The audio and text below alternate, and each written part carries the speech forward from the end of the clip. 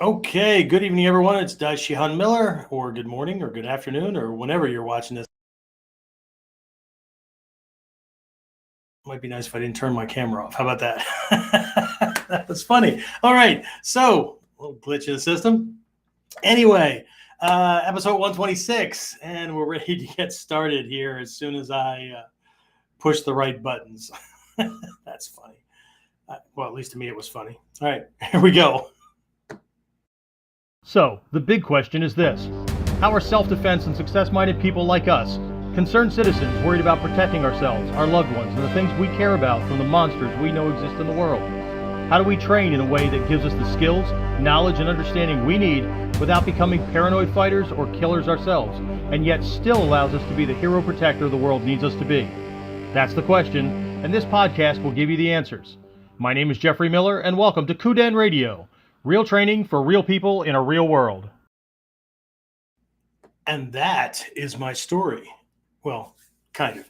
Anyway, welcome everyone. And we're ready to start another one. I thought I'd go all spiritual woo-woo on you this time. Not really. We're going to be talking about psychology, which is the way I look at our Mikkyo train anyway, right? Psychology long before Freud and Jung and all those guys were even possibilities, right?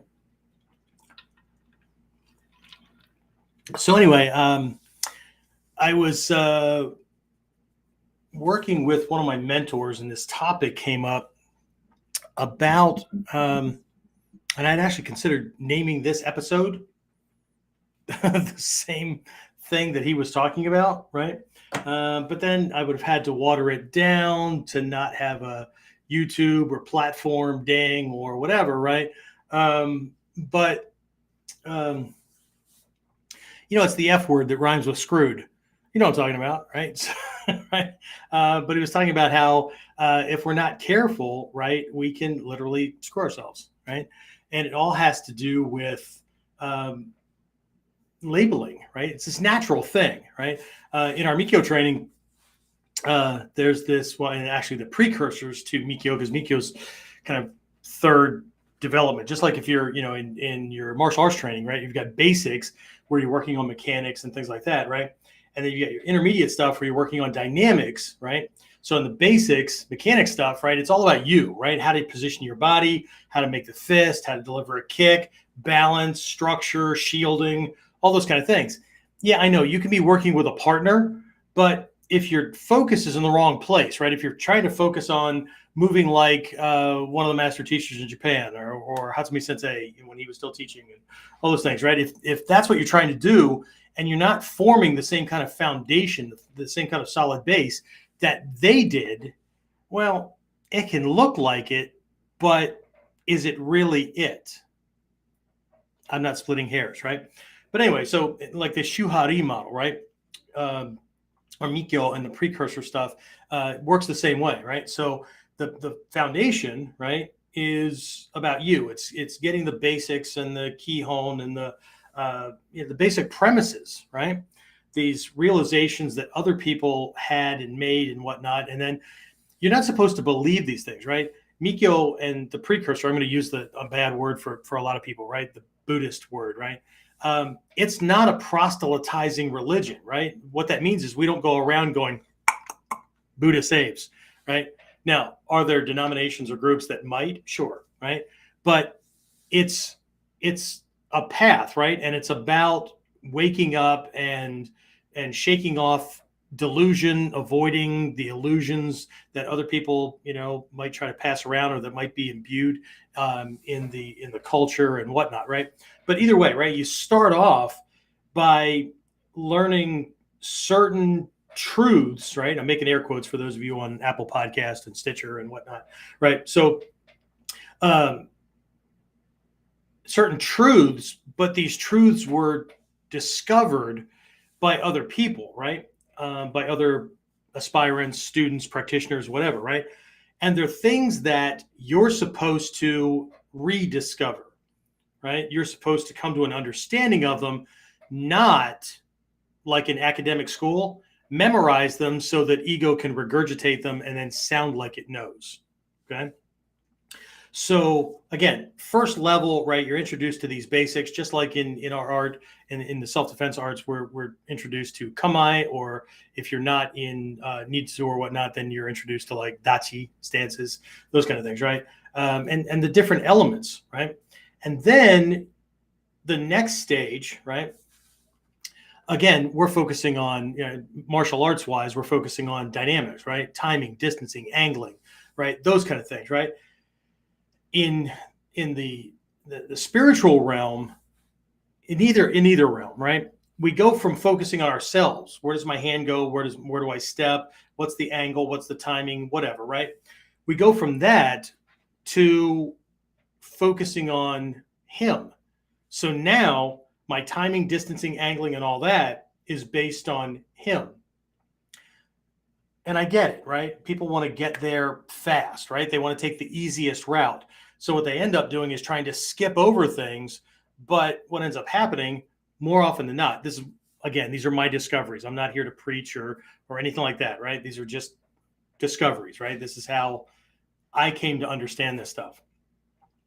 What ends up happening is that we think we're doing it right, but we're not really lined up with him. And the reason for that is because I keep stepping back at the same angle, right? Somebody said 45 degrees, so I always step 45 degrees, right? When that's an expedient in the beginning, right? There are lots of expedients, okay? I don't care what denomination, church, religion, occupation, vocation, whatever you're in, right? They give you these expedients. As a matter of fact, I was just having a conversation. I was getting my hair cut today because my wife and I are leaving on a cruise. Very, very well, we're leaving to go on a cruise very early tomorrow morning, right? And so I was getting my hair cut. Coincidentally, my stepson's Air Force recruiter was also getting his hair cut, right?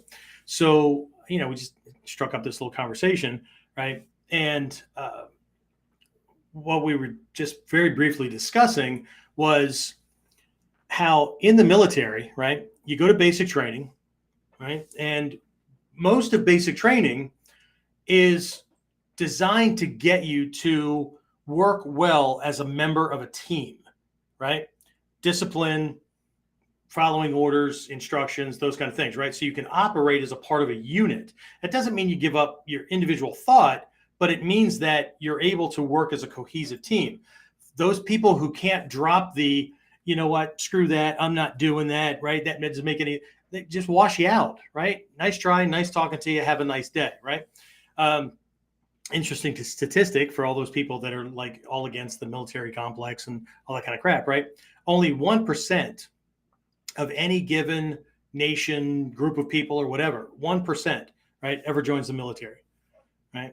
And they're the ones responsible for making sure that everybody else can talk smack about everything else, right? So anyway, so you go to basic training, right? But then after basic training, you have your school, right? Because when you enlisted, for those of you who went through this process, I apologize for telling you something you already know. This is for everybody else, right? So you go to basic training, and what they're doing is weeding through people, getting everybody to work as a cohesive unit, right? Follow orders. If you need to move now, because when the bullets are flying, we don't have time for you to get around to getting ready like you do when you're cleaning your room or deciding whether or not you're going to take that step toward success, or you're going to get off your ass and practice or whatever. We don't have time for that, right? Things need to be done now, move, right? So, but then after that, before you get to your first duty station, your first full-time unit, right? You go to the school, right? For whatever. Well, like I said, when you were signing up, when you were signing your contract and all that, right?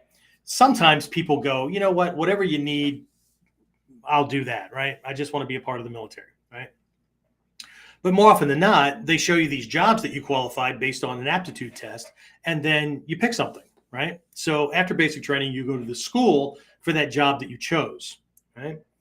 So a lot of people, like my stepson didn't understand it in the beginning because he's only going to be there for I'm only there for 41 days. How much can I learn in freaking 41 days? Well, see, but you're not there to learn everything about the job, You're there to learn the kihon. You're there to learn the fundamentals, right? So that you're not, deer in the headlights when you get to your first duty station.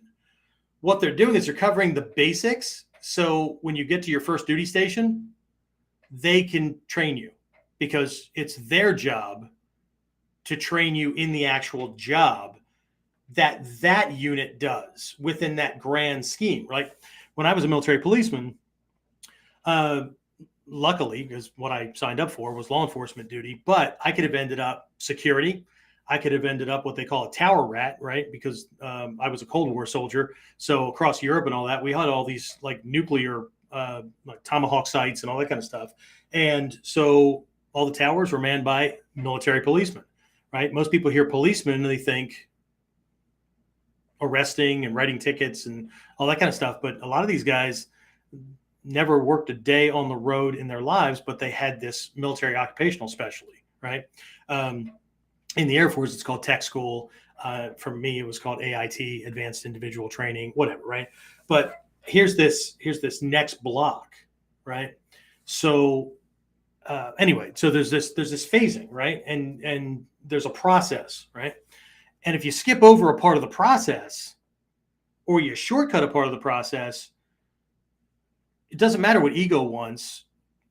You can have a problem deluding yourself, right? And we'll come back to this, because this is where labeling comes in, and it's not just about martial arts. It's not just about Mikkyo. These things are just guides, right, that point in a certain direction, right? There's a quote circulating around the internet, one that Hatsumi Sensei had mentioned a bunch of years back. He's taught it in classes, but it ended up in a book or two, and that kind of stuff, right? But he was always admonishing people to not be so focused on the kata. Yes, you need them, right? But the kata are not an end unto themselves. The point of training isn't to learn kata. Learning kata is the beginning of the process, right? Again, the quote is something like, and I'm paraphrasing, right? The kata is not the point of the training, right? The kata only indicates where you need to start. Right. So, but we've had them since the mid 80s, when people realized that this art had kata, because there was a concerted effort early on by Hatsumi Sensei and the senior teachers to not mention things like that, because they wanted us to get the principles and concepts, because most of us had come from other martial arts already. 9 out of 10 people walking in the door had martial arts experience. Right. So it was time for us to jump into principles and concepts, which helped make sense out of why the forms looked like they did, as opposed to coming from traditions where here's the form, don't screw with it, right? You don't change anything. So anyway, right? So we've got this base where you learn these kihon, right? It's all about you. Then you move to this level of dynamics, and now it's all about him. So in Mikkyo, we have this realm of the bodhisattva, right? There's actually 4 stages. I think I've taught on this in the past. And if anybody's interested, I'm going to be relaunching our Ninja Mind and our first 7 steps on the path of a Buddha training in the coming weeks, right? We're going to start one in October, that kind of thing. They're like 10-week courses that walk you through these things. We'll start with Ninja Mind, because it's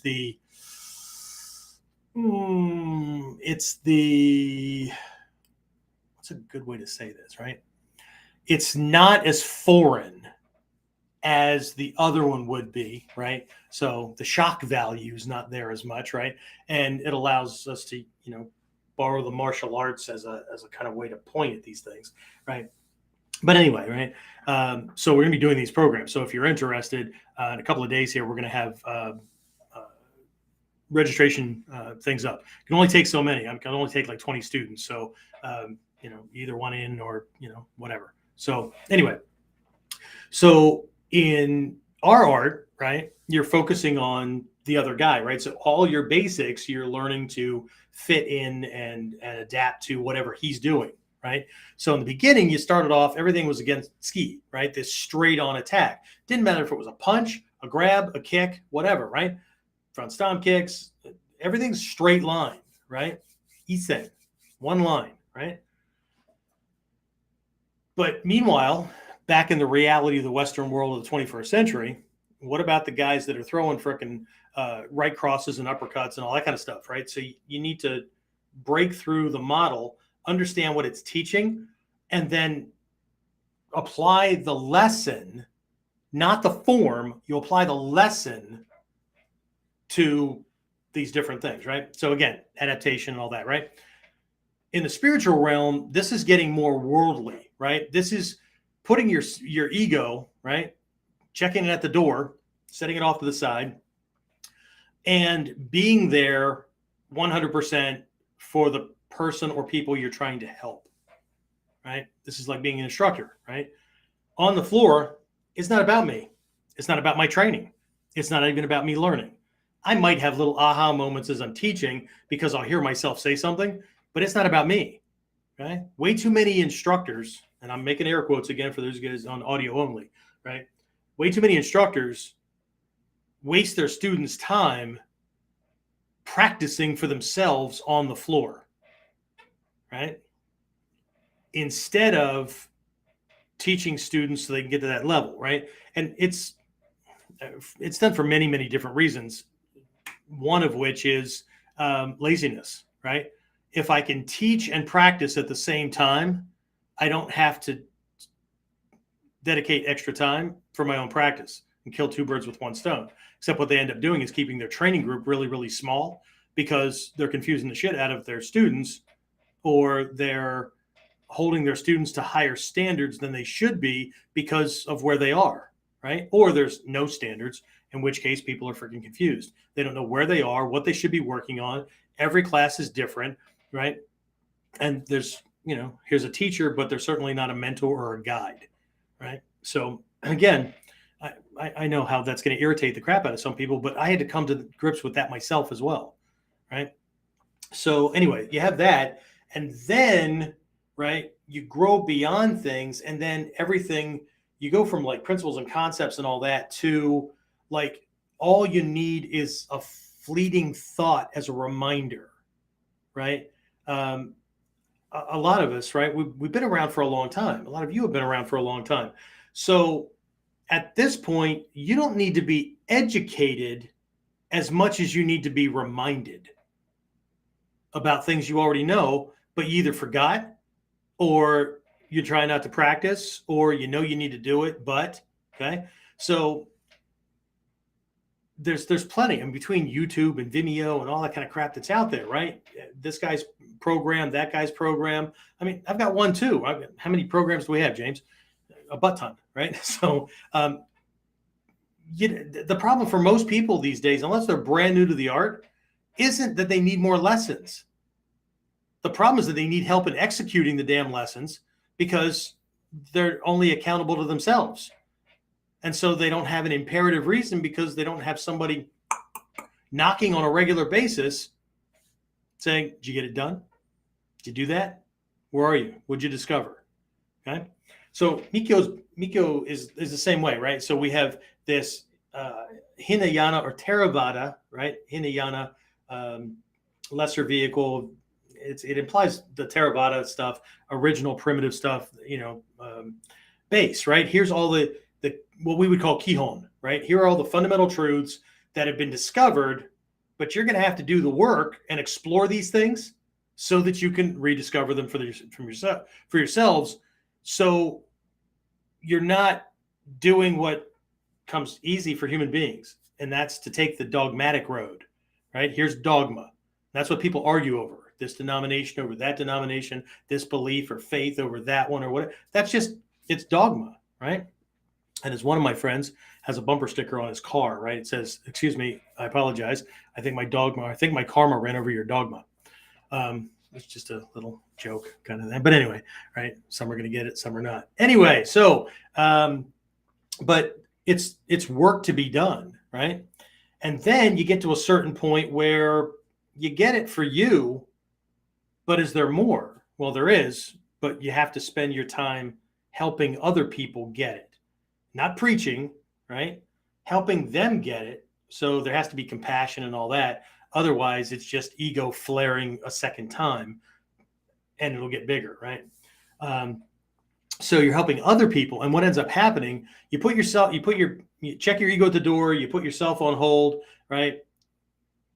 Technically, you're putting your own search for enlightenment or mastery or whatever on hold, so that you can help other people. But what ends up happening is you become more deeply enlightened, you become more deeply knowledgeable, skilled, or whatever. It's like when you're teaching, right? In spite of yourself, because you're not just learning for you, you're now learning for how many different learning types, right? How many different walks of life do these people come from? How many different backgrounds? How many different ways could people be confused, right? And you have to help them through that, right? By stepping into their shoes, so to speak, right? So you end up understanding the subject way more. Just like in the intermediate stages, we apply koku or shiaku or tangeki or whatever kata we're using, right? The kyonapo, the sanshin, whatever, right? We're applying them to not just straight punches anymore, not just straight kicks, right? Applying them to roundhouses, crescent kicks, haymakers, right crosses, uppercuts, jab cross combinations, and all that, so that you end up understanding things way, way more. So again, you have this stuff, right? So it's a process, okay? Anyway, within Mikkyo, when I say Mikkyo, to me, Mikkyo encompasses all the stuff that was necessary to get to understand this stuff. And there is no shortcut, right? Unless you're a born prodigy, in which case you don't need this stuff because you should already know, right? Sometimes they're called naturals, but either way, right? So the top layer, by its very nature, by default, encompasses all this other stuff because it was necessary to get there. So anyway, so when I mention these things, don't think that you can just jump right into. Well, I mean, I guess you can, but you're still going to need about a year or 3 to work out the lower level stuff, because Mikkyo is all based on what's called the simulacrum, which means that everything is symbolic of something bigger, a huge lesson, a huge insight, all that, right? So a syllable uttered, a color, a shape, whatever, is symbolic of. You could memorize them, but it doesn't mean shit. It doesn't mean that you know anything, right? So anyway, back to the story, right? Or back to the thing. So we're discussing this stuff. We're discussing labels, right? So got me thinking about Mikkyo and how we have this many, many different ways to discuss the law of karma, or cause and effect, right? Action, okay? And the base lesson that good actions, directed, mindful actions, produce positive outcomes, positive things, good situations. Most times. Bad actions produce negative, bad, misguided, painful, whatever outcomes. Most times, okay? Because karma comes in 2 varieties, right? There's primary or direct karma, which is the thing that we could follow, right? He did that to me or said that to me, and that made me this way, and so that made me do this thing. And then when I did that, then they did. See, that's a line. We can see that, right? So there's primary karma, but there's also secondary karma, and there's like innumerable in the teachings. It says innumerable, right? What that means is there's some that you can recognize, but there's so much going on, right? Just like rain drops landing on a puddle, right? 1 or 2, 3, whatever are landing, but if it's a downpour, holy shit, right? It's just all over the place, and it's too much to keep track of, right? So one of those lessons for teaching karma is known as the 12-fold chain of dependent origination, or just simply dependent origination, right? So if you've ever seen like a Tibetan wheel of life or whatever, this outer ring has these segments on it that have like people, right? The very top one has an old person who's blind, right? With a rope around their waist, and then it kind of leads back like a lead, right? And there's a younger person with a blindfold on, right? It's the blind leading the blind, right? It's ignorance, not knowing any better. And then it just keeps leading around, right? Well, the 3rd and 4th links in the chain. I'm not going to go through all of them because that's not what we're doing tonight. The third and fourth chains points to this idea of labeling that my mentor was talking about, okay, and how labeling can fuck you up, can screw you up, okay. Hopefully YouTube doesn't ping us, but maybe I twisted it enough. Anyway, so how it can screw you up, right? Because when people look at these lessons, right, they're looking at it like, oh, okay, all right, so that's bad, and that's bad. That, because ignorance, right? Ignorance begets volition. Volition just means action, thought, word, deed, whatever, right? Ignorance begets volition. Volition begets consciousness. Consciousness begets name and form, and it just keeps going from there, right? So the initial premise is ignorance is the root of all of these things, and it will produce all this crap on the outside, right?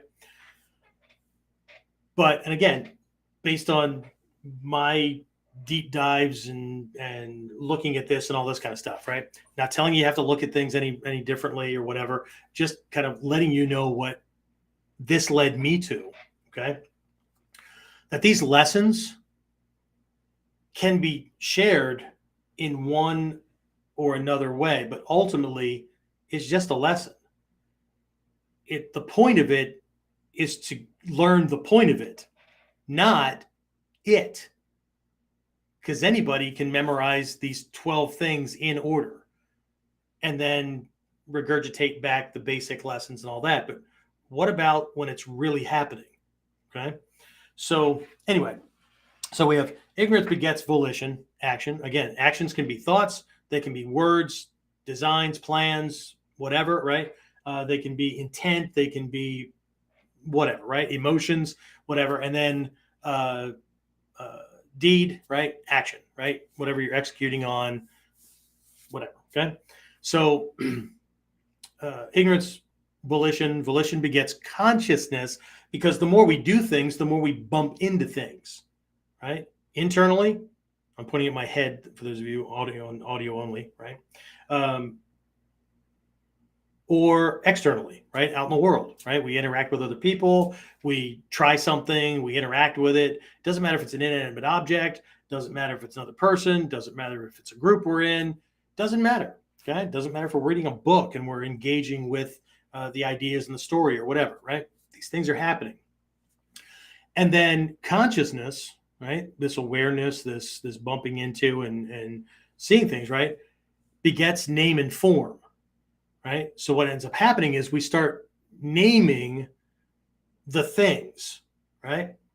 The objects, the situations, the emotions, the interactions, whatever, right? We just start naming these things. Okay. So here we are back at this labeling thing. And so what my mentor was talking about was how, and again, this goes right back to Mikkyo, and he's well read, so he's not Buddhist, he's not Hindu, he's not whatever, right? He's just a well read person, okay? And so, but this was my anchor point, and this is just kind of what popped up.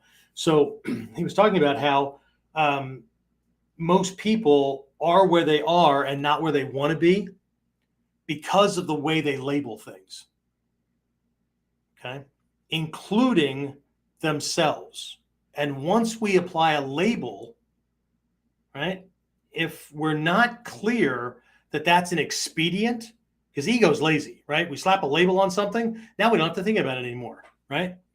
That person's fat, that person's ugly, and then we see them a couple of years later and they're like, that's not you, right? Because in our head for all that time, we had a snapshot, right? We had a picture that was taken and never changed, okay? Because that's them, right? It's the easy route, right? So again, because the initial lesson is laid out for new people to explain how the process happens and how we end up feeling like we're on a merry-go-round, right? As a matter of fact, samsara, the word samsara, what a lot of people call the Buddhist hell, right? It's not a place. Samsara is the everyday world, right? But the word samsara means to go around very much, right? And so it's that what goes around comes around. Same shit, different day. Whatever. You're on a merry-go-round and you just keep going around and around and around, right? So it's a way to explain the process and why it just keeps feeding itself, right? And why we don't go anywhere.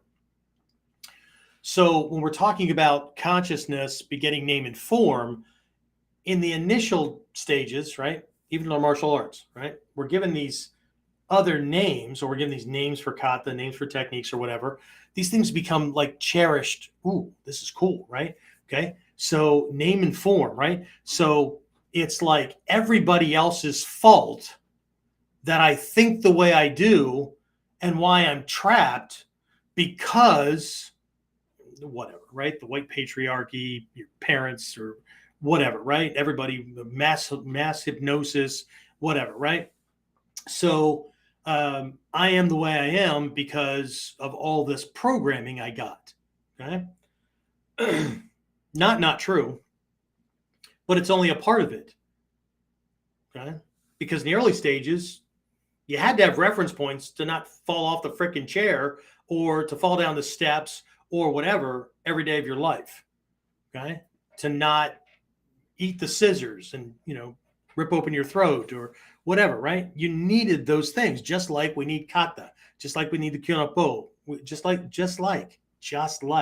right? But then you hit a point where you start questioning things. Right? Is that really true? Right? And in that process, if we're not careful, what can happen is we bump into somebody who sounds like they've got it all figured out, right? And they're playing the blame game, right? It's not your fault. It's not your fault you are where you are, right?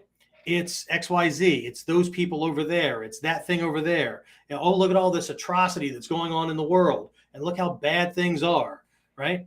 That's the problem, right? And then what ends up happening? Well, you just substituted one framework for an old one. All you did was swap it out, but are you any happier? Are you any more clear? Well, we can be clear, but don't forget that, there's illusions and delusions. Okay.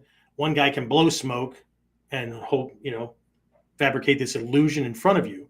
But if you grab it, buy into it, and live by it, right? Same thing with me, right? Then it's not an illusion anymore. It's a delusion, right? So again, this consciousness, right? We're now aware of something, okay? And now it's being named and we're giving form to something. But here's the question. Do the labels, do the names on the forms, do they serve you? And if they serve you, what are they serving? Well, I'm going to include myself because I'm still working through this stuff, right? What are they doing for me? What's the payoff? Right? I remember a time in my life where the payoff was I get to feel superior because I know what the problem is. I can't fix it, but I know what the problem is. And so now I can demean, belittle, and attack those people over there, right?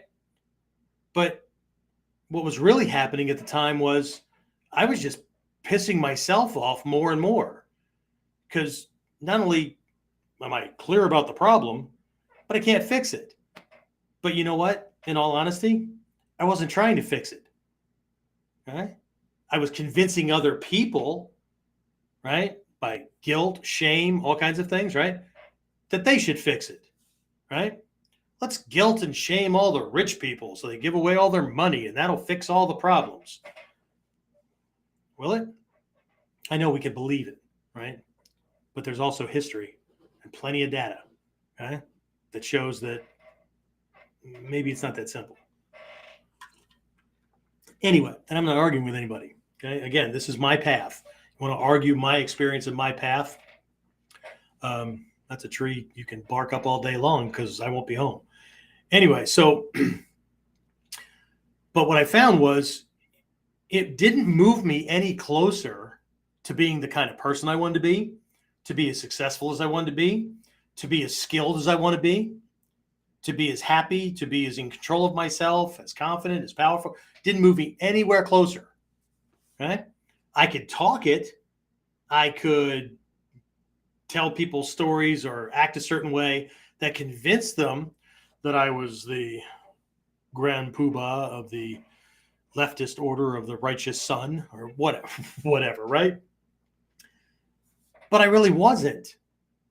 Nothing changed. And sometimes it did change, but it went in the wrong direction. Because now I'm looking back on all this stuff. It was the labeling, right? And the labeling started with the labels I applied to myself. Because ultimately, right, I'm an Anglo-Saxon or Caucasian, right, of Native American descent who was born on this planet in the northwestern hemisphere, right, in the United States, a place called the United States, right, state of Pennsylvania, city of Harrisburg, right? I haven't moved that far from the region, but I've explored more of the world, right? All these things, right? And all those things kind of condition, right, and anchor me in a certain place. But because I've explored other things, that kind of opens the envelope and kind of moves things out. But the labeling, right? Some of it came from other people. I remember the first time I discovered religion. I started really paying attention to the signs because I walk back and forth to school and all that kind of stuff. So walking past them, what I realized was, well, that's a Catholic church. That's a Lutheran church. And that's that. What's with the names, right? And, people started to explain denominations and all that. So I go home and I look at my stepdad and I go, like, which church do we go to? And he says, we're Methodist. Well, I don't even think I asked which church we went to. I said, like, what religion are we? And he said, we're Methodist. Well, can I be a Catholic or can I be this, that? No, you were born a Methodist. So my little kid mind, right? I'm thinking, is my blood a certain color because of this designation or whatever, right? It's like a lineage kind of thing, right? It wasn't until way later in my life that I realized that I had these other options. But then what it required me to do is go around and explore what was behind the label, right? What could I relate to? What, those kind of things, right? But more to the point, and this is where teachers in this art, because remember, I came at Mikkyo, I came at all this Buddhist and Hindu and Veda and Upanishads and all this kind of stuff through the back door because I got it through Ninpo, right? So it's kind of a backwards way of getting at it, but it allowed me to look at these things. And when my teachers taught about labels and name and form and all that, right, there was always this cautious optimism, right, that you can do well, but you have to explore these labels. You have to explore this stuff that you've attached to yourself, right? Because they're guiding everything. They're filtering everything, right? I am. Now, there's certain things that are true, right? I have lived on this planet from the time I came out of the womb, right? Because science tells us we've existed all the way back and came from starlight, and I don't mean woo-woo starlight, right? I mean, right? So, but either way, I came out of the womb, right? And I've gone around on this planet. I've gone around our sun almost 60 times, right? Almost 60 times. Well, this is my 60th year. So this is the 60th trip around the sun. Okay. So there are truths or facts in that direction, right? I have a certain genetic makeup, right? That causes certain things to have, right? Like my joke from my Native American side is the only thing I got from the white man was blue eyes, male pattern baldness, and hair growing in fucking places I don't want it. But anyway, it is what it is, right? So no offense to all my other Caucasian brothers and sisters. Anyway, so, but some I got from other people, like this Methodist thing, right? That I had to go and explore. But what about all the things that, like, I tried certain things and failed, or tried certain things and succeeded, and then because it worked a couple of times, enough for me to get confident that I was either bad at that. Like for years, I gave myself a label as I was terrible at math. Right? I was terrible at math. You know where that came from? Right? It came in between 9th and 10th grade. 10th and 11th grade, sorry. 10th and 11th grade. I was going through a vocational technical school for architecture. And that's a whole background kind of thing, right? Because I grew up liking to draw and all that kind of stuff, right? And I wanted to be an artist, okay? Well, my stepdad, and some of you guys know the story about that, right? Anyway, told me that artists are a dime a dozen. I'll never make any money doing that. So find something that makes money. Well, what am I? 16, 15, 16, 17, in that range, right? So I start thinking, because I'm getting older, I'm starting to recognize occupations, those kind of things, right? So I start making this connection, right? I mean, I'm an artist. I mean, that was a label I gave myself.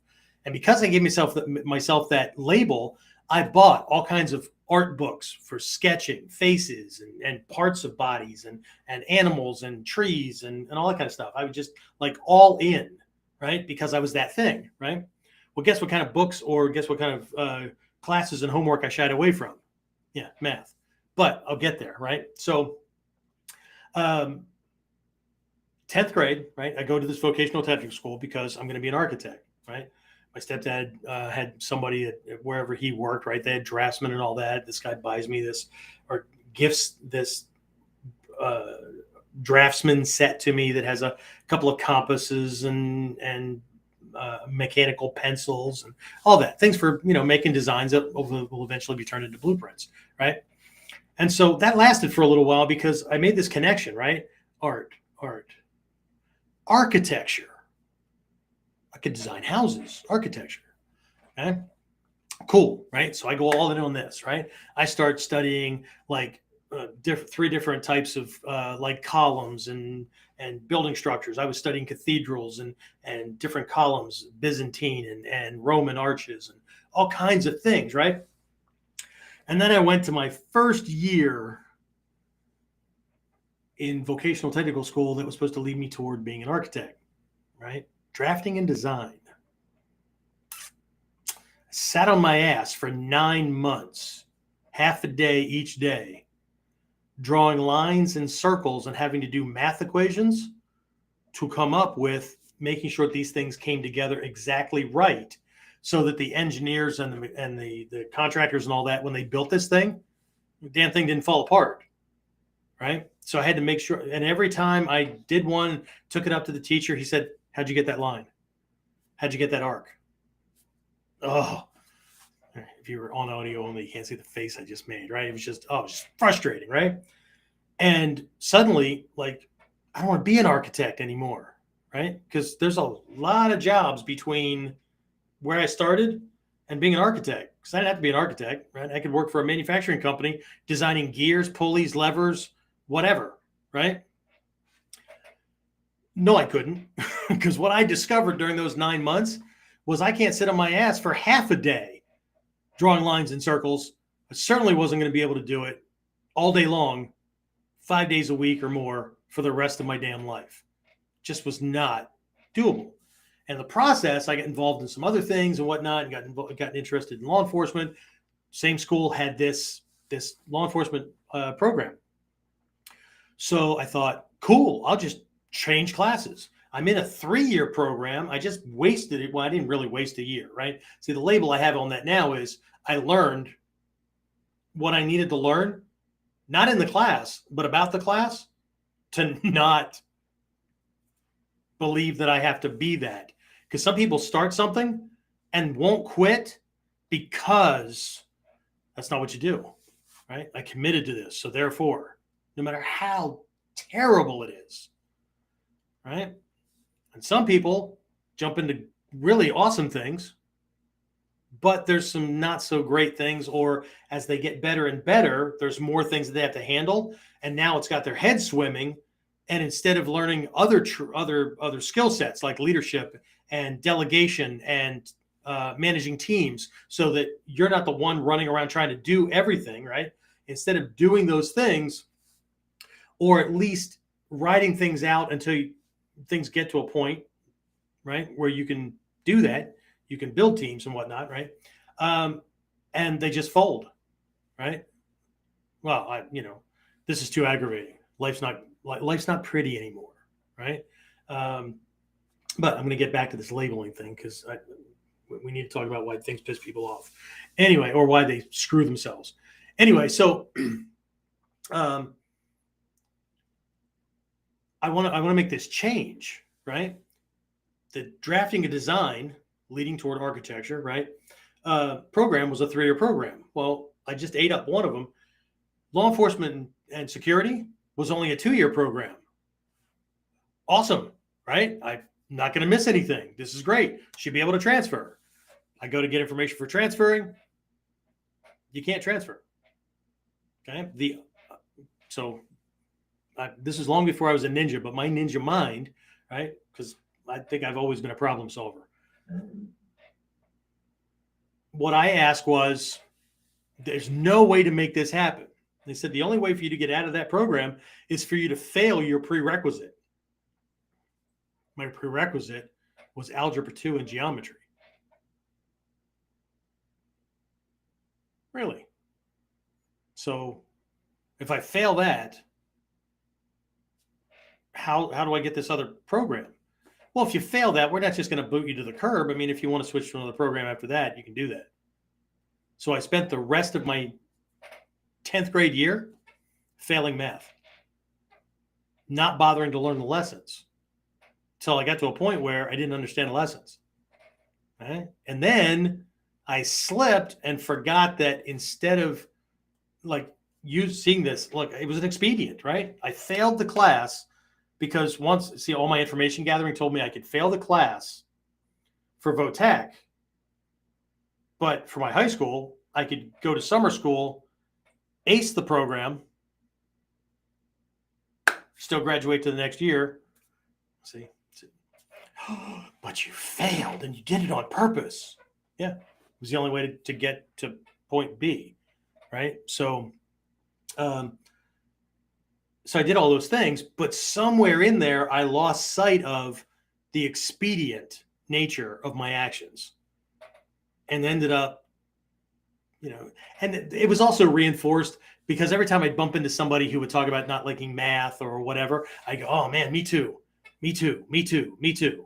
Hate math. Oh, yeah. Oh, whatever. Right. And eventually my subconscious believed me. Right. And then I got into business and I needed math.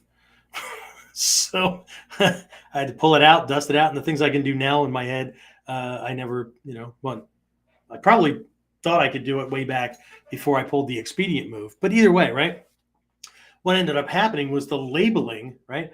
Like when I was a police officer, right? And I went to traffic accident investigation school. This was after, right? I graduated from high school. I'm a military policeman. I go to this school, right?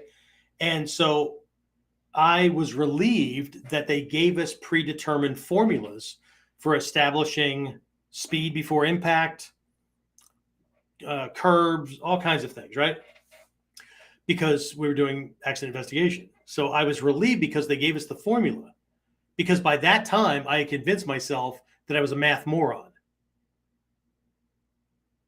When in reality, as I was working them, I understood what was going on. But the way I lived my life and the way I handled things. So there were things that were offered to me for promotions and for other jobs and things like that, that would have required like statistical processes and all those kind of things. And I turned them down because I hate math. I'm not good at math. I don't want to be good at math. I am. Anything that has I am, I need, I want, I must have, those kind of things, right? You got to be careful with those statements because your subconscious ego grabs those things and goes, yep, there's the picture. That's you, right? So anyway, right, long story, but between my martial teachers, right, my ninjutsu teachers and other mentors, right, this subject kept coming around, right? And then finally it was this conversation with this mentor where I really started to dive back in and explore this small piece of this karmic chain, right? This 12-fold chain kind of thing, right? Dependent origination. Consciousness begets name and form. Well, when I was introduced to it, it was all about these.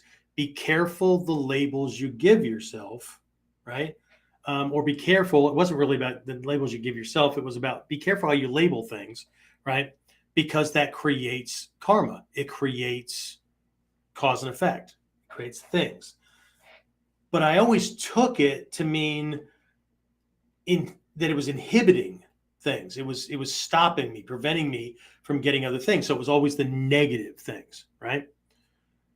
It wasn't until recently, re-examining this thing, again, based on this mentor's discussion and things, that I really had to start looking at how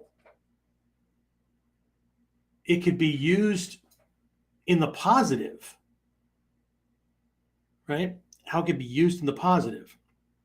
And how Mikkyo was always teaching that, right?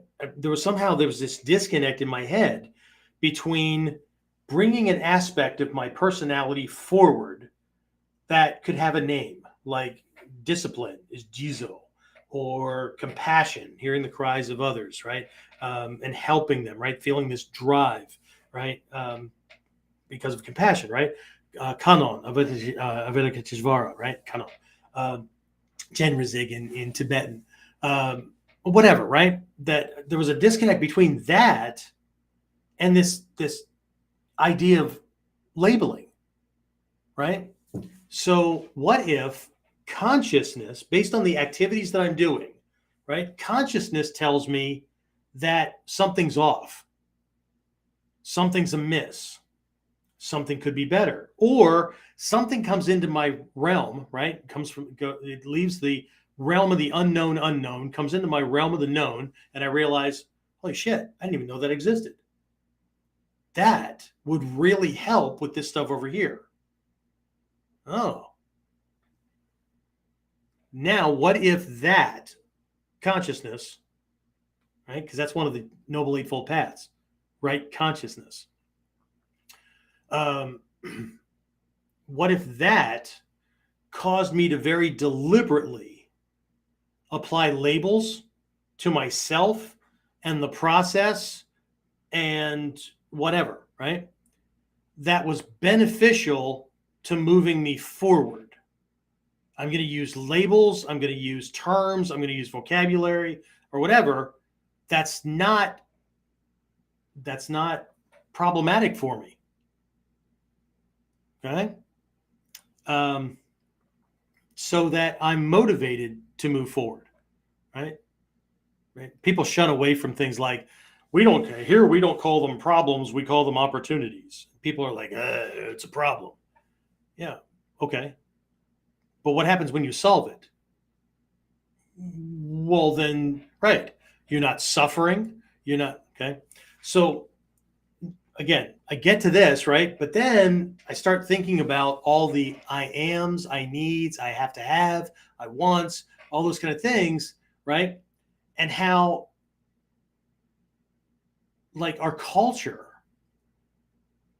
has made human, right? Being human, a mental illness. Now, bear with me for a minute, right? Have you ever heard a big pharma ad on television, radio, YouTube ad, whatever, right? Are you tired? Do you feel exhausted? Do you feel worn out?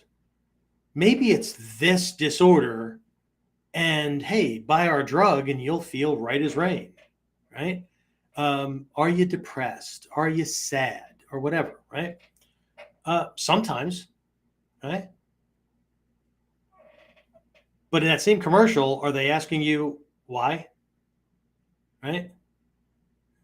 Maybe the depression is because I'm freaking bored and I don't know enough about anything outside of my own realm. And so I keep going around in circles, and I'm depressed because life isn't what mommy and daddy taught me, that I could be anything I wanted when I grew up. And, all the fairy tales tell me that at a certain point, if I do everything right and I treat people nicely, and my fairy godmother shows up and all that, then like I will live happily ever after. And then I discover that life ain't fair and all this other stuff, right? Okay, that doesn't piss me off, right? Life doesn't have to be fair for me to move on, right? One of my favorite movies of all time is The Matrix, right? I don't know if anybody has ever watched The Matrix, but I think it's number 3, right? Morpheus is standing in front of the commander, and he's saying, "Look, I need this, this, and this, maybe so we can like head these things off at the pass and whatever." And the commander wants to just freaking pull everybody back in and do one last stand, so that everybody, all the weapons, all the people, and everything are in one spot. So we're either going to like get all wiped out together, or we're going to survive together, right? Against overwhelming odds. Meanwhile, Morpheus wants to go over and screw things up in a different place, right? And so the commander gets frustrated and he says, "Damn it, Morpheus, not everyone believes as you do." And Morpheus, without breaking nothing, right? Not a flinch. He says, "And my belief system does not require that they do." All right? So here's this thing, right? Mikkyo, which is, again, it's an outcropping of these philosophies, right? It's and same thing with Ninpo, right? We're not training to become indestructible, right? I'm sorry if that poked a hole in your fantasy balloon, but we're not training to be indestructible.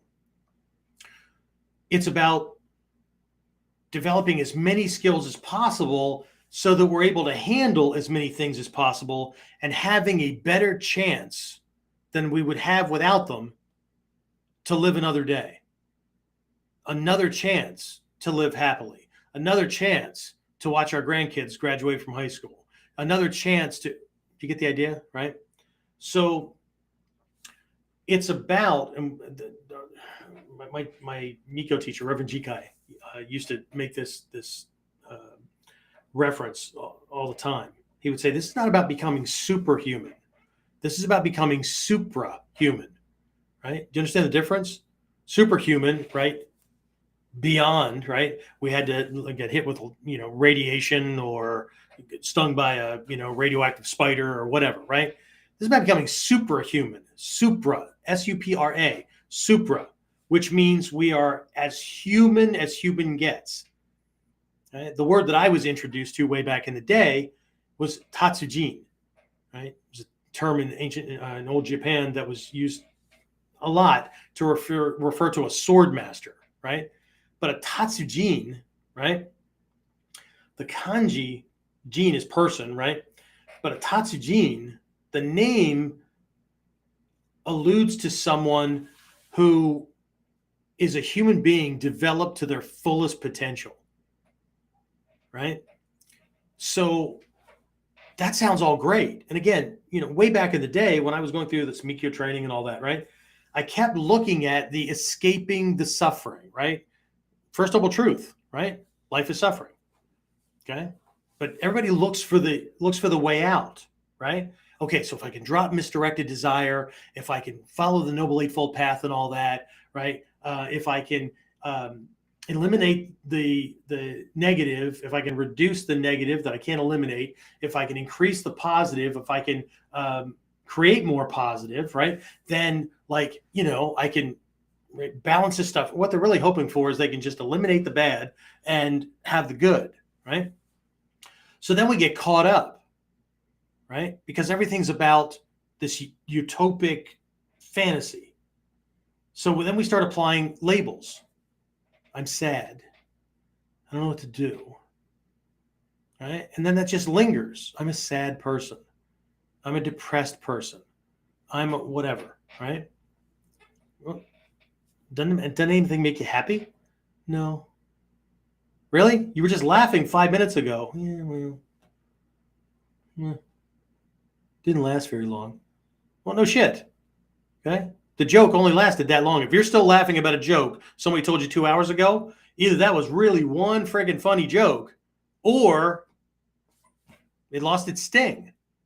Same thing with sadness. Same thing with anger. Same thing with, right? I'm often reminded of the analogy of like mastery and becoming a master. Symbolically, Hatsumi Sensei used to discuss this, right? Um, it's like making a sword, right? That beautiful piece of art, right?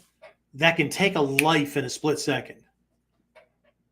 Show me one part of the sword making process that if the sword, if the steel, if the wood, that the tsuka, whatever, if any part of that blade, right, were sentient, it were alive, it were living, right? Tell me any part of the process that would have felt good. Well, the polishing at the end, right? Really? What is polish? It's abrasive in a liquid suspension. Every part of it, take from the raw iron that's shoved in a furnace and heated white hot, and then pulled out and hammered and hammered and hammered, folded and hammered, shoved back in there, right? The process breaks things. The swordsmith has more broken swords in the corner than they ever produce as the things that we all fawn over. Way more. Because the process, the conditions are either right or they're not. Right? So all the hammering, right? All the shaping. Then it's finally in this shape and whatnot, right? Then what happens, right? Heat it up one more time, and then it's either dunked in really, really cold water or oil, right? So there's a huge temperature change, right? From way hot to way cold to get the molecular structure to compress, to harden. Certain places are going to be softer because there was clay attached to it, so that didn't heat up as much, right? That's what causes that bowing to happen. Sometimes it's there by design, but other times it's not, right? And so when it goes into that quench, right, it can explode. It can. Some of my knife making guys and all that can expound on this stuff a whole lot better. But anyway, so then that's done, right? Then what happens? Well, then come out the files. Grinding and grating to get imperfections off of it, right? More and more, and then the type of rasp or file, it's smaller and smaller and smaller. Then it's stone or sand or abrasive or whatever, right? Because now we're going to start to get that polish on there. We're going to scrape things along the edge to create that kisaki, right? The cutting edge, right? All these things. Now we're going to grab a hunk of wood, right? And then we're going to trace things out based on the tang, right? Lay that down there. We're going to draw this thing out. And then we're going to chop into this thing, right? Grind and gnaw it out. This thing used to be a freaking tree, right? We're just going to dig all this stuff out. We're going to grind, shape, whittle, whatever, right? Shave pieces of it off, right? Meanwhile, people that think they want to become warriors, I'm not changing. Screw them. This is me. Right? It's just the way I am. Really? Okay. End up with a sword. End up with a katana. If you couldn't change any of that, right? If the handle was going to end up being like, just the branch that you broke off the tree. Oh, it didn't break off, right? We're going to wait till it falls off and then hope that it's not so dry now because it's dead, right? That we can't do anything about it. Oh, but wait, we have to bore a hole in it because the tang of the sword. Oh, wait, the sword just had to go through that the whole damn thing. Handle, scabbard, everything. It's a process of stress. It ends up at the end, not just because of all the nice things. Well, they hammered it as nicely as they could. Seriously, right? Okay.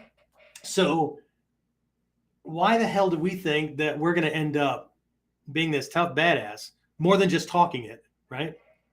I had to ask myself these questions too, right? If we don't go through the tempering process. So, everybody's trying to avoid, and this is natural human condition, right? To avoid the suffering and only go toward things that feel good, right?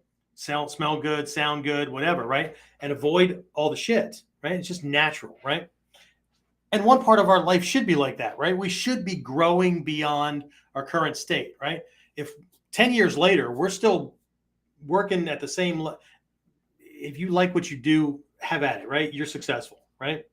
But if we're still doing the same things and whatnot, still complaining about the same things, still, yearning after the same things, and we haven't moved more than a couple of millimeters in that direction, maybe there's something wrong with our bullshit and not something wrong with the world. Because there's other people that were in the same condition 10 years ago and they're way farther forward. Oh, I forgot, right? They had benefits. I don't know, right? Anyway, so, but there are these labels that we apply to ourselves and then we hold on to them. And this becomes the reason that not only I can't get anywhere, but the reason that everybody else is out to get me. The reason that everybody else is like cheating the system or whatever. Right? So where I'm thinking these days is that, and I had to go back through my life and think about how I got from where I was, right? Almost killed before I left home because the abuse was so bad, to almost being killed as a police officer, soldier, almost being killed financially, emotionally, or whatever through a marriage or three, right? All these things, right? But they all created strength. They all created vision. They all created a need for other skills so that the next time those things came up, they were easier to navigate or avoid altogether, or at least handle, right? So the truth behind the 12-fold chain of dependent origination, the four noble truths, all of these spiritual traditions, right? The truth of it all, right? Is that suffering is natural. It's both a sign that something's amiss, but it should also be, I have found, right? I'm not telling you what it should be for you. I have found that it points to the need for skills or a thicker skin or the ability to adapt better or whatever, right? Survival of the species, survival of the fittest, right? So, but if we're stopping ourselves from getting those things, right? That's not me. I can't do that. I need to have my 15th cup of coffee before I can operate in the morning. Really? Okay. Every once in a while I have a cup of coffee, right? I have my Diet Pepsi or my Diet Dr. Pepper. So I guess I'm getting my caffeine that way, but I don't think about needing them, right? It's just something I like taste-wise and whatnot. So I'm thirsty, I go grab one, right? I don't need it to get somewhere. I roll out of bed, get my morning routine out of the way, and that means shower, brush my teeth, and go about my business, right? But some days I don't. Some days, if anybody knows my personal life here recently, over the past month, holy shit, right? I was probably at about a 25% productivity level, right? But I've learned to ride those things because I can only do what I can do in the moment, right?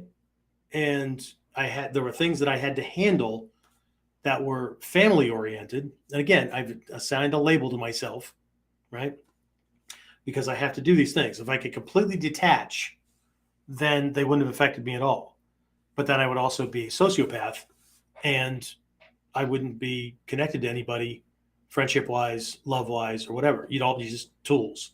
You'd all just be playthings for me. Okay? So by attaching, again, another lesson from Mikkyo, by attaching, right, we set ourselves up for suffering. Okay.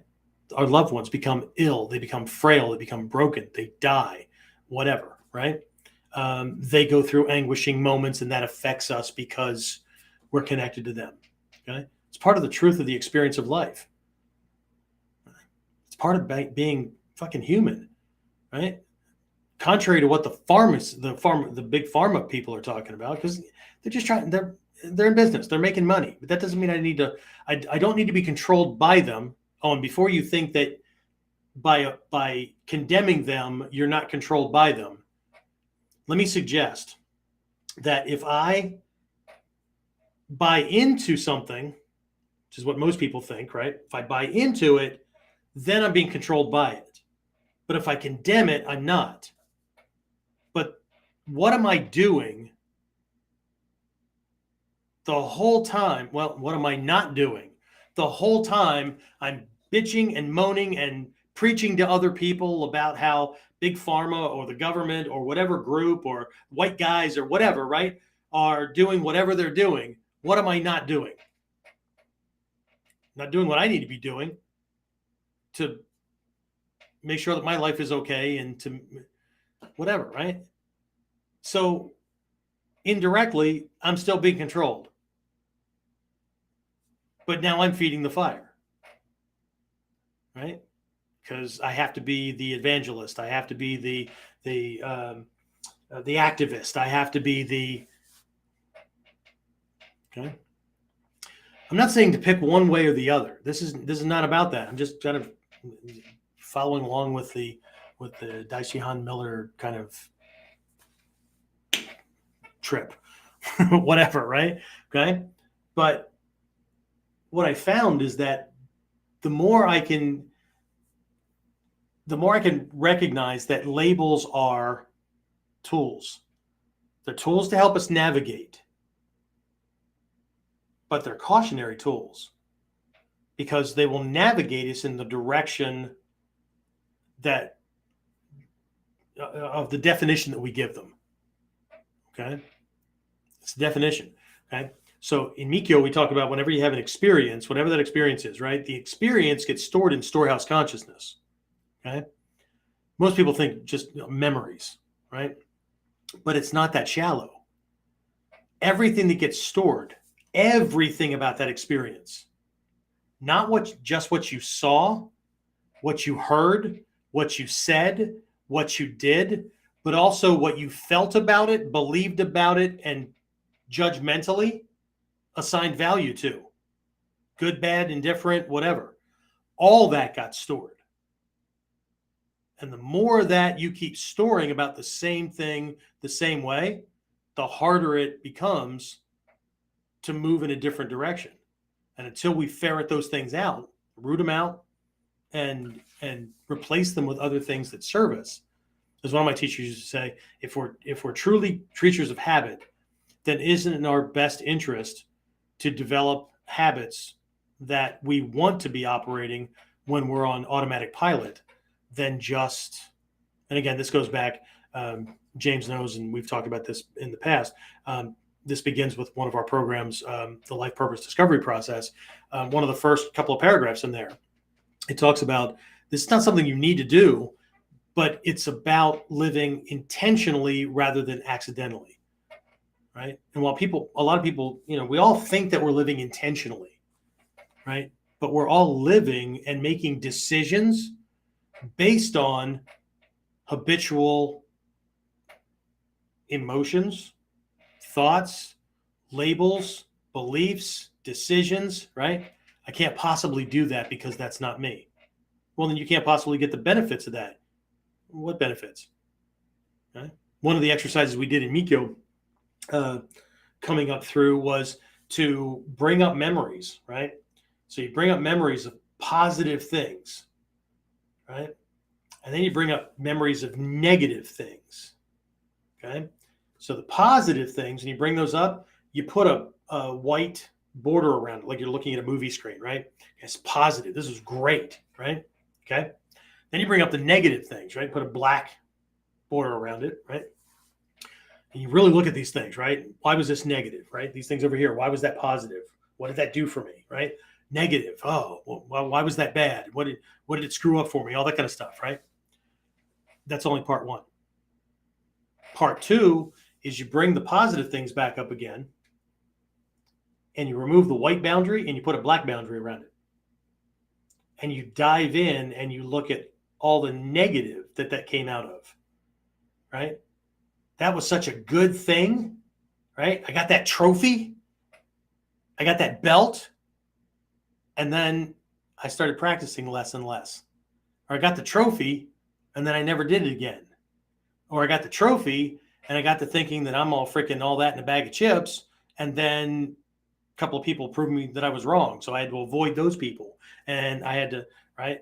Or whatever, right? I bring up the negative things. This is how I got to where I am, right? One of the ways I got to where I am from being raised by this monstrous asshole that would rather beat and break his family if they didn't comply than to be more of a loving, nurturing human being, right?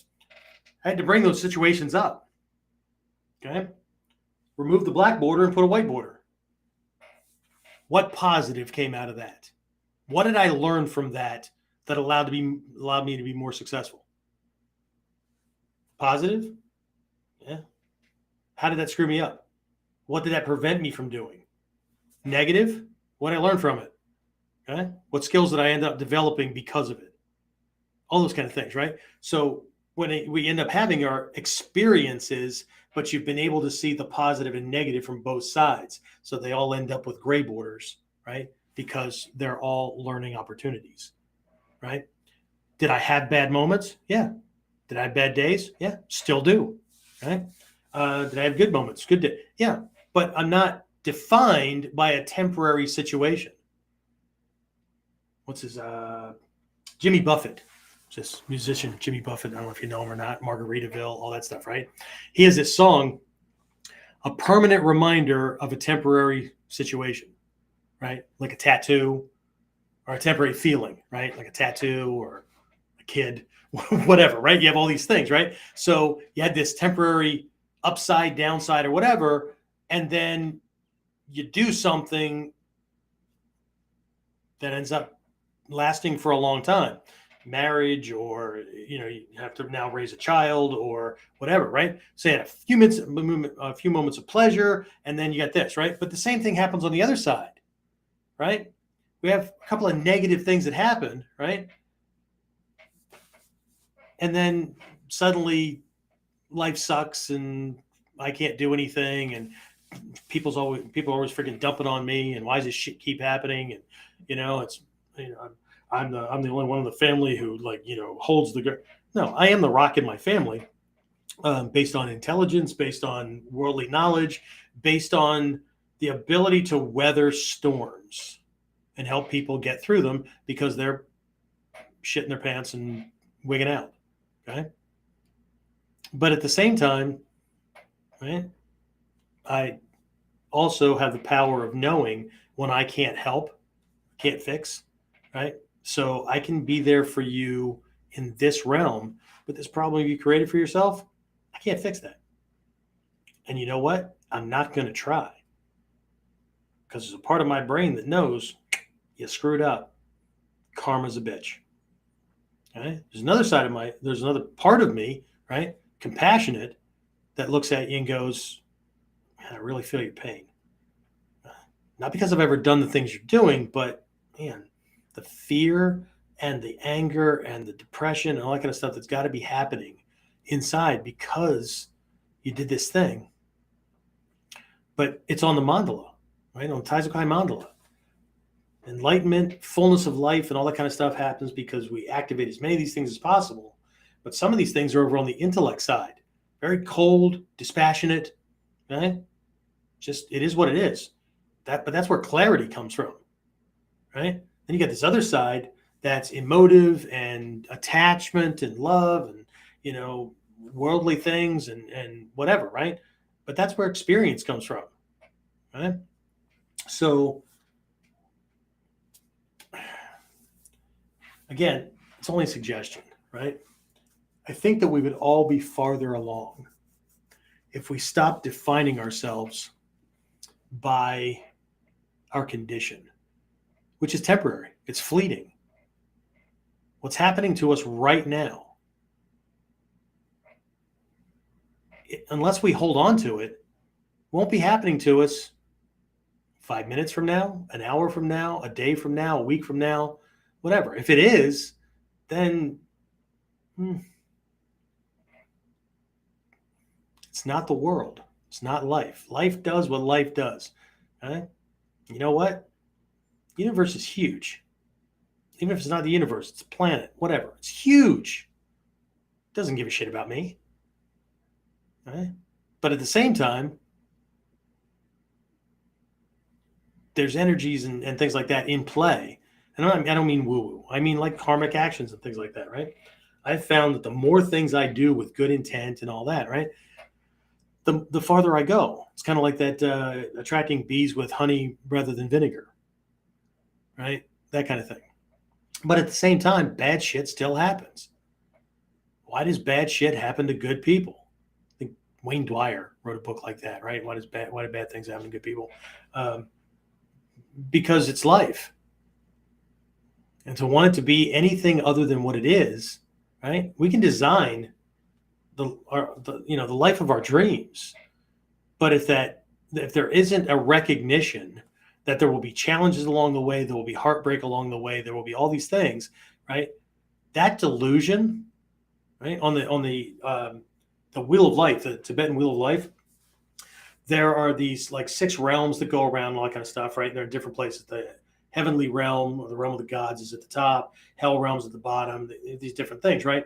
But in the middle, right, there's this light and dark, kind of like a yin yang kind of thing around this center circle. In the center circle, there are the 3 poisons. Okay, desire, ignorance, desire, and hatred, or anger, hatred, right? That kind of thing. They're biting on each other's tails and whatnot, right? But just outside of that, there are these 2 crescents that come together. It's like the yin yang. One's light and one's dark. So on the light side, there are these entities that are arising out of hell and climbing toward heaven. On the dark side, it's ones falling from heaven toward hell. And the reason that these things are there, and again, it's all symbolic, right? On the one side, it's showing that with the right kind of perspective, the right kind of tools, skills, all that kind of stuff, desire, whatever, right? One can climb out of the depths of hell, self-imposed or otherwise, right? But if we're not careful, so the God realm is thinking we know everything, right? Just, got all my shit together, right?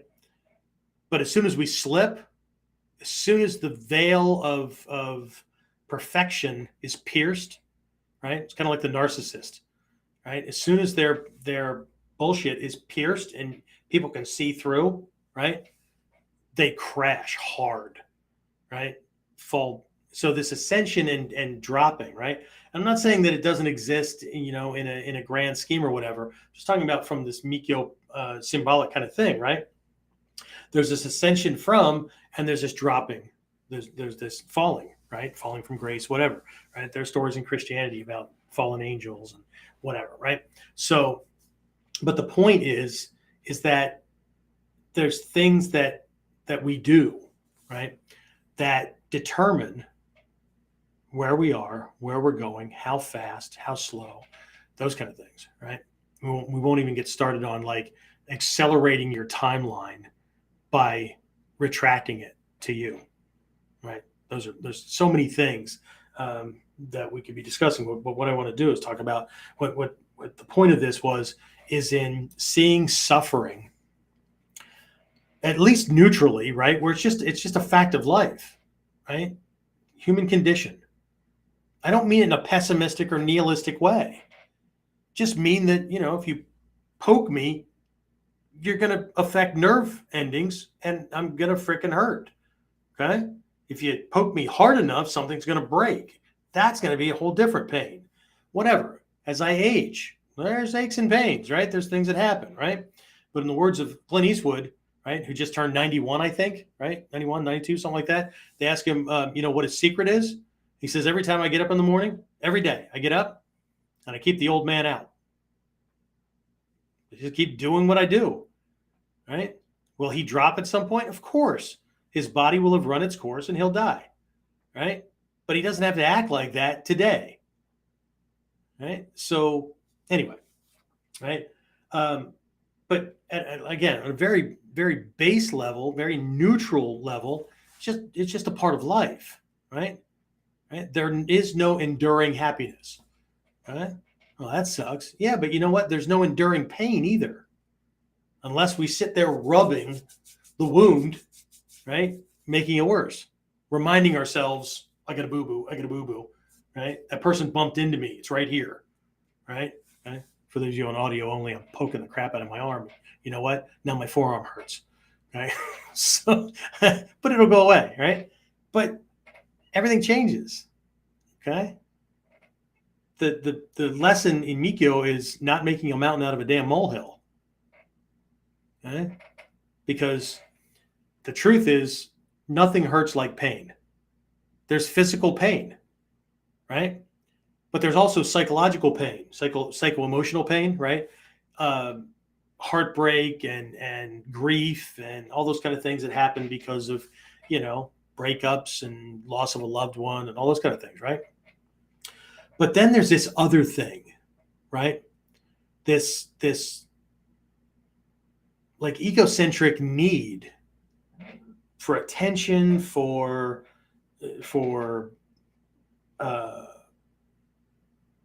empathy, sympathy, whatever.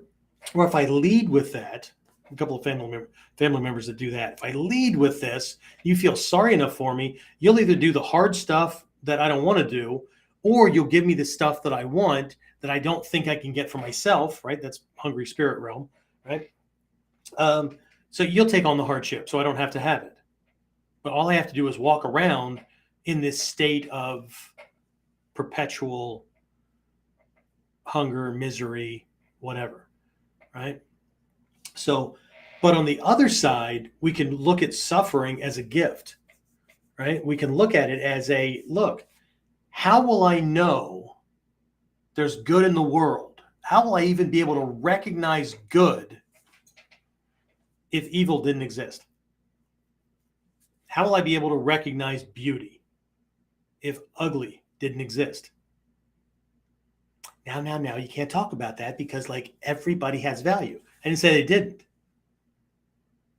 Right? Even the worst evil monsters of the world, right, in Mikkyo are Buddhas and Bodhisattvas because they're teaching you how to be. Even if it's a negative lesson, be the opposite of this. Be something better than this. Okay? Without suffering, right? Without having endured what I did as a child and as a teenager, I wouldn't have anything to not want to go back to. Right? By overprotecting ourselves, our kids, our students, whatever, right? We're robbing them of the need to develop skills that will move them farther down the line than they could go without them, because the skills will help us go over, under, around, through, or have the patience to wait until it moves, right? Any obstacle or challenge that pops up in the world. Yeah, well, some of those could kill you, Sensei. Yeah, they could. And in the Buddhist world, what they would say is, no worries. If you got a problem and you can do something about it, don't worry, right? See, pain and sadness and all these kind of things, right? They're inevitable. Suffering is optional. Suffering's a choice. Right? And that's all I have to say about that. It's just, I just wanted to like shed this little insight kind of thing, but we have to be careful with the labels. Okay? If you think this was valuable, then right? Because this is something I'm giving a lot of thought to, right? What kind of labels am I using that's preventing me from moving as far, as fast? And I don't necessarily mean like some people have tossed out little comments about, success or whatever, and that means something different to everybody. Absolutely. I'm not telling you what you need to be doing when it comes to success. I'm talking about my own definition of things. Right? My dreams, my aspirations, those kind of things, right? This is not about anybody. If you're living the life that you want to be living, right, truly, and you don't have any regrets, you don't have any feelings of sadness, like, what I said earlier at the beginning of the episode, right? because I've had people go, yeah, no, I'm good. Yeah, everything's good, right? And then I mention, right, that my wife and I are going on a cruise or we're going on a vacation, right? And you could see it.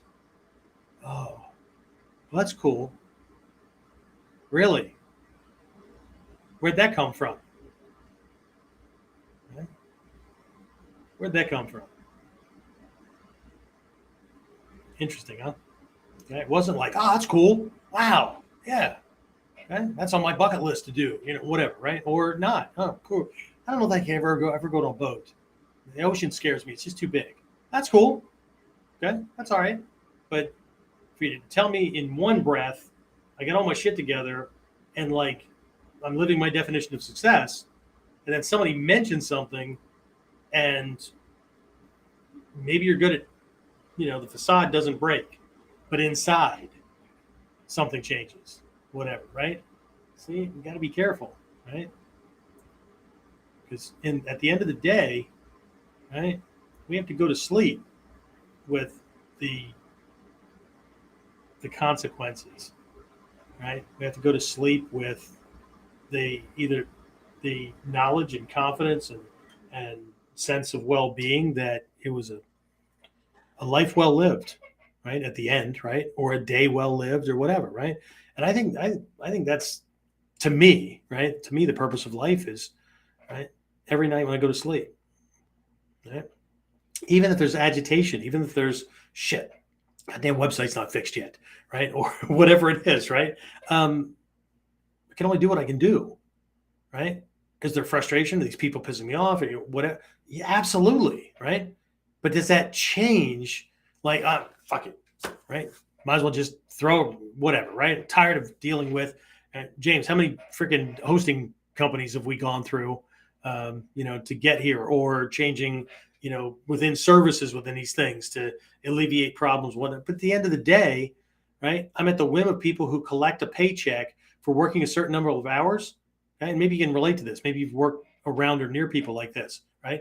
Maybe you remember hearing yourself say this at some point in your life, right? I'm getting the same amount of pay regardless of how much I do or how much I don't. Getting paid for 8 hours, right? And we were at the whim of those people because they don't care that the entire time the website is down, my students aren't getting what they're paying for, right? We can't promote other programs and move forward. I can't recruit other students into the dojo. I don't give a shit because they're getting paid by the hour, not by the success, not by the number of problems they solved that day. And I'm not complaining because I choose to be in that realm, right? I'd rather be steering my own ship, right? But it is what it is, right? Anyway, all right. So I'm going to go to bed early tonight. I don't know that I'll fall asleep. Well, I can turn my switch off. I just choose not to most of the time, right? But I have to be up at 3 a.m. for a 6:15 flight, for another flight later before I end up where I'm going, and then whatever. So anyway, James, questions, comments, whatever. I'm going to pop you open here. Ta-da! Look, it's mini me. I mean, it's mini James. Why does the screen look smaller tonight? Maybe it's just me. I don't know if he's still on, but Carl was on and said hi first thing. Hey, awesome. I don't get a chance to talk to Carl all that often. We communicate by email because he's on the other side of the planet, literally, like diagonally. Northern, southern hemisphere, other side. Latitude and longitude, right? Richard Demio asked, was Hatsumi Sensei an agent for Interpol? There's a YouTube video showing his badge. Hatsumi Sensei has many things that he was given honorarily. He was honorarily made a Texas Ranger. That doesn't mean he worked it. He has honorary university degrees, all of those things. So, no, there were lots of gifts. Not that I know of, but I could be wrong.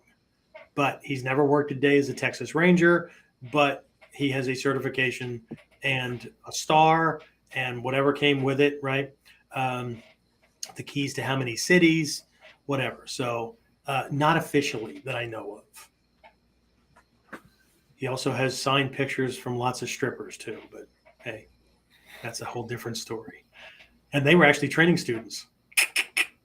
Some of my peers at one point. I saw him in gi. If I wanted to see him naked, I had to go to his office. He had him proudly displayed on the wall in his house and whatnot. This is Hatsumi Sensei, walking around and whatever. And, just there they were.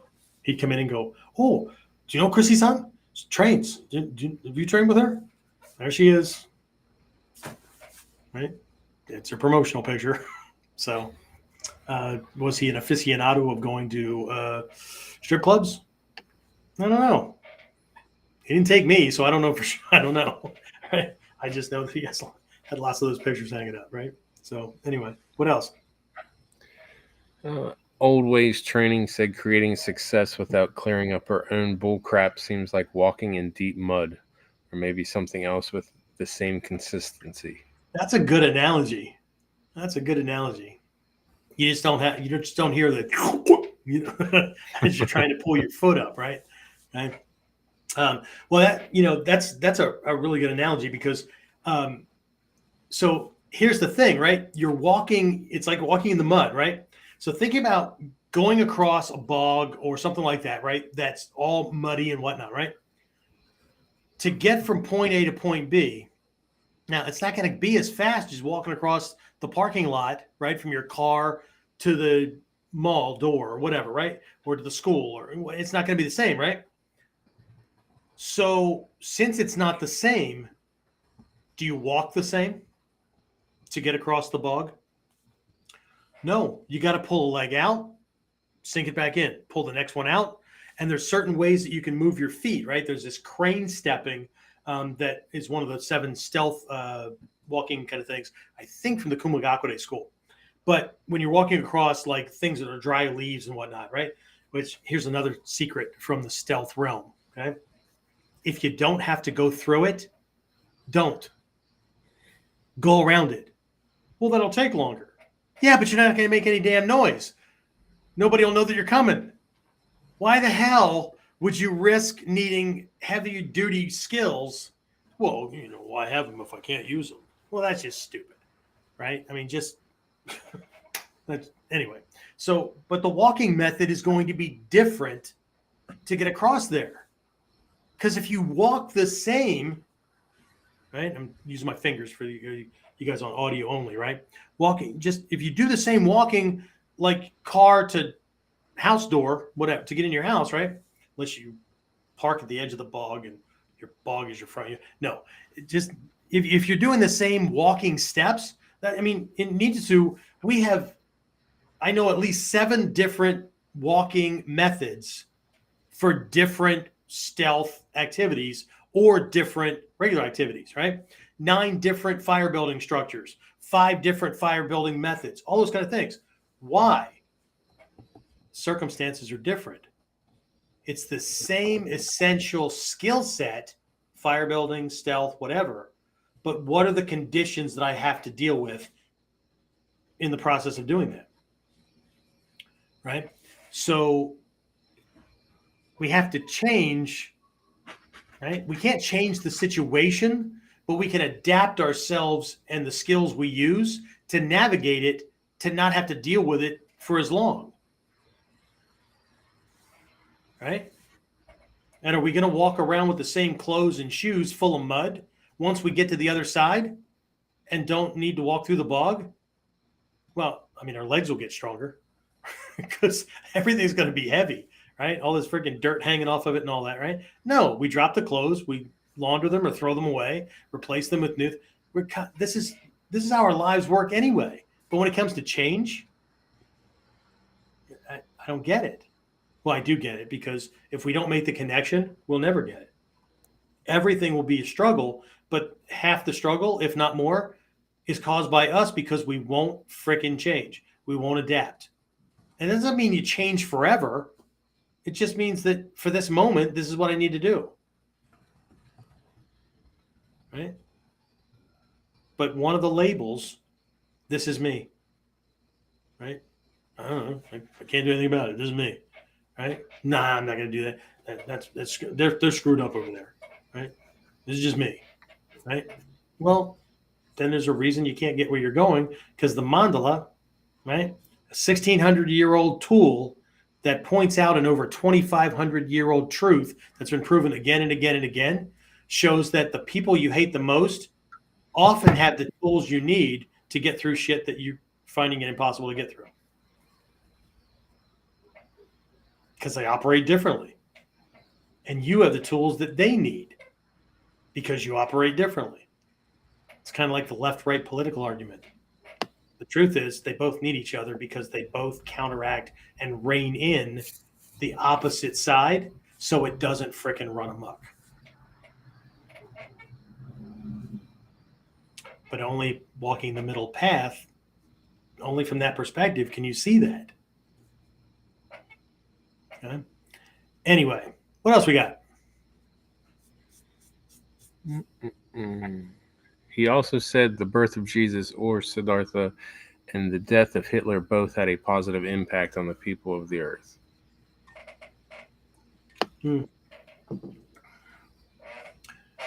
I would also say that the death of Buddha and Jesus and the birth of Hitler had a positive impact on the people of the earth.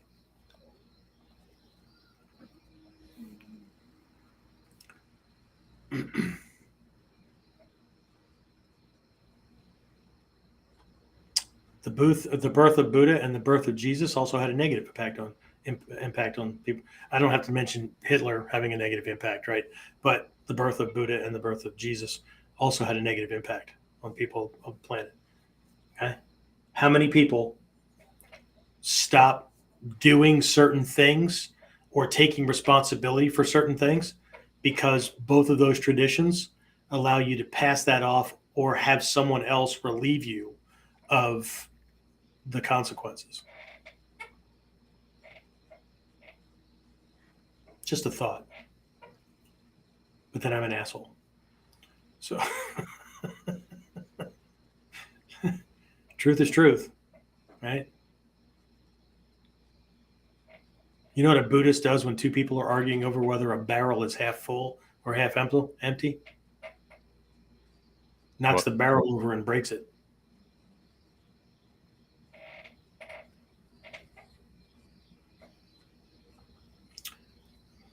The argument's only true, half full, half empty, because of the container, because of the conditions, because of the context, because of the situation. And if you emptied out that water, how many teacups could you fill with it and they'd all be full? The container shapes the condition, or the condition shapes the whatever. The situation shapes the conditions and the context, and you have to have the skills and the insight to understand what's needed in the moment.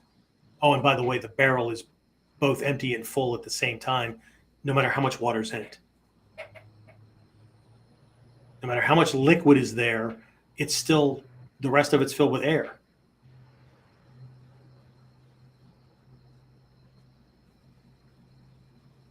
Nothing's empty. Anyway, you want to solve a problem, break the thing that's causing the stopgap, right? Quickest way to make two enemies talk to each other is toss in a third element that they'll both hate. I solve so many arguments between people by being that third element, because I'm okay with shouldering the brunt. I know what I did and why I did it. So if you're both hating me, now you're both on the same side. See how quick that was?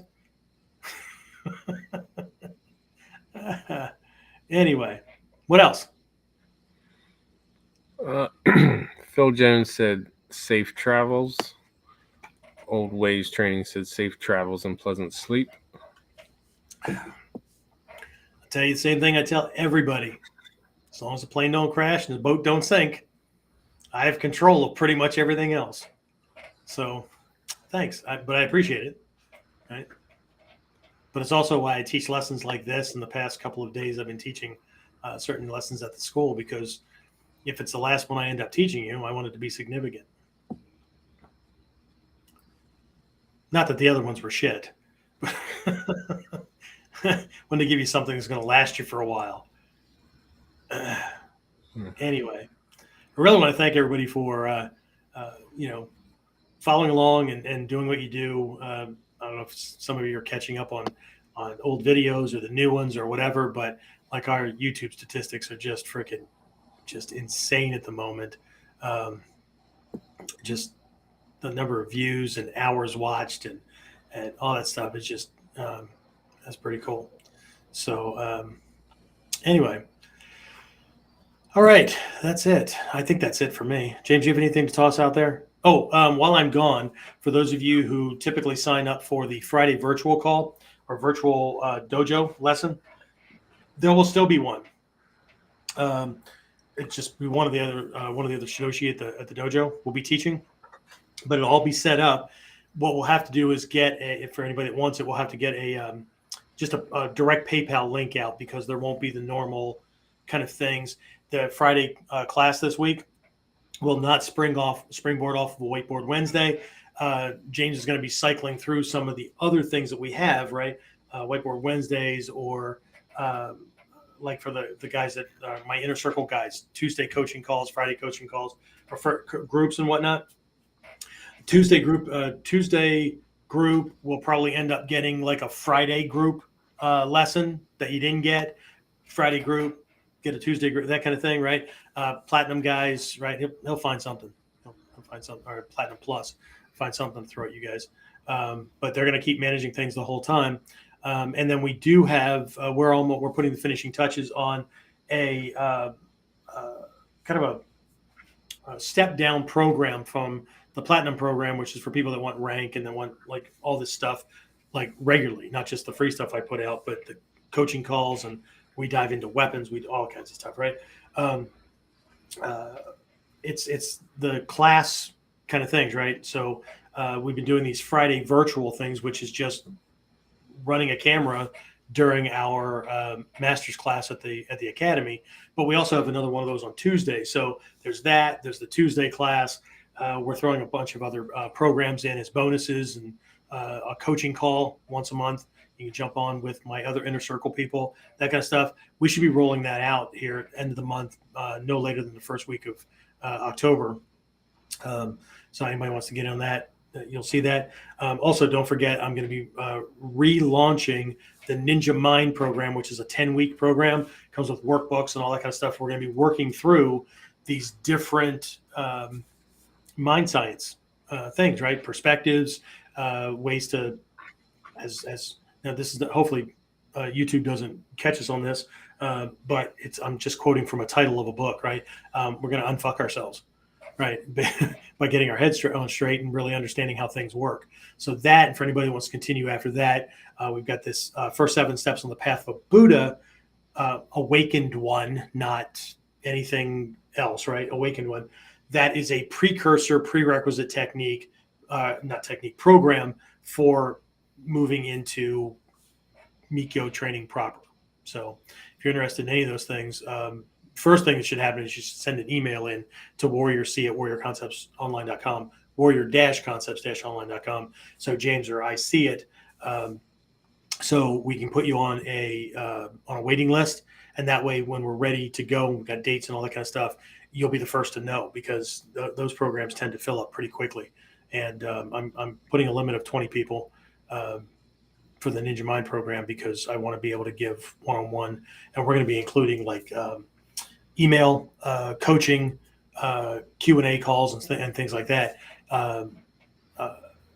And I can't physically do more than 20, especially if everybody just is fully engaged. So even if a quarter of them are fully engaged, it's going to take a lot, right? So, but I've had a lot of folks asking questions about things like that, looking like they want to, dive in more, and other people just flat out outright saying, when are you going to run that one again? Is this in that program? But where I am now with regards to, understanding that stuff, or how I see it, and the depth of how I see it and all that, compared to the program is available, right, as a standalone pre-recorded kind of thing, but the difference between now and when I originally created that program, I can go into those things a whole lot more deeply. So anyway, anything else, James?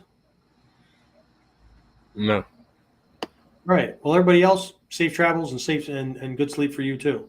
Right. Remember, right, from the Mikkyo perspective, sleep is known as the little death. Right. Think about this. You go unconscious for how many hours, and then you wake up. Right. So every day is like a life. Every moment's like a life. Okay. When you close your eyes, not necessarily for the last time, but every day, you close your eyes, can you have the feeling of a life worth lived or a life well lived? Okay? No matter what kind of crap happened that day, you're alive, you're breathing, you had the opportunity to deal with it. Right? It's going to teach you so many more things. It's another hammer blow to the red hot, white hot iron that's going to forge that tool. It's going to be both something that's deadly and functional and also a work of art. Something worth beholding. Okay. That's it. That's what I got. I'll talk to everybody again next time. Be safe, train hard, live well.